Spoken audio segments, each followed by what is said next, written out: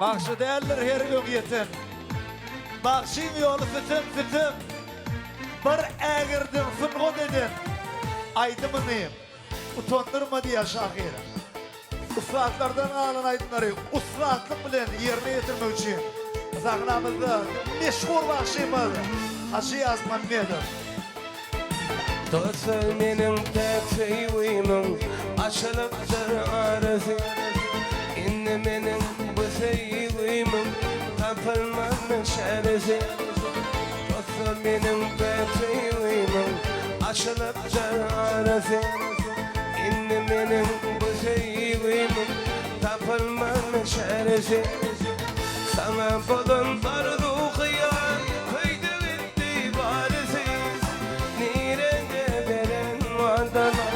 Unuttum şimşadım. Sana bulun arzu kıyar kıydı gitti varisi. Nerede birin adını unuttum şimşadım.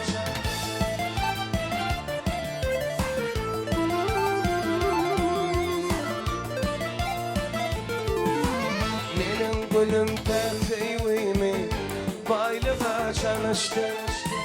Meni taşlap ikarada elve bilen seyiştim. Benim gülüm tertibimi baylığa çalıştı. Meni taşlap ikarada elve bilen seyiştim.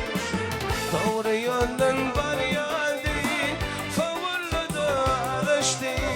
Nerede veren adana bir vefadım şimşadım. Doğru yoldan var yadım, tavuğumda alıştım. Nerede birin vadalar, unuttum şimşadım.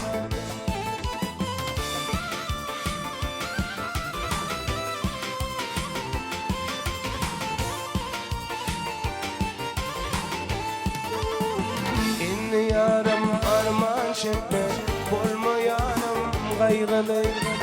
Sana duşur, bana duşur, durmuşum da sevili.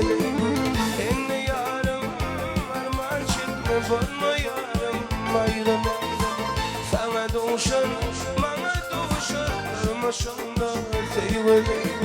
Gene bilin sorarım, açıvermezin ninnin. Nerede ben adamım, unuttum da şimşadım. İnni bilin sorarım, açıvermezin ninnin.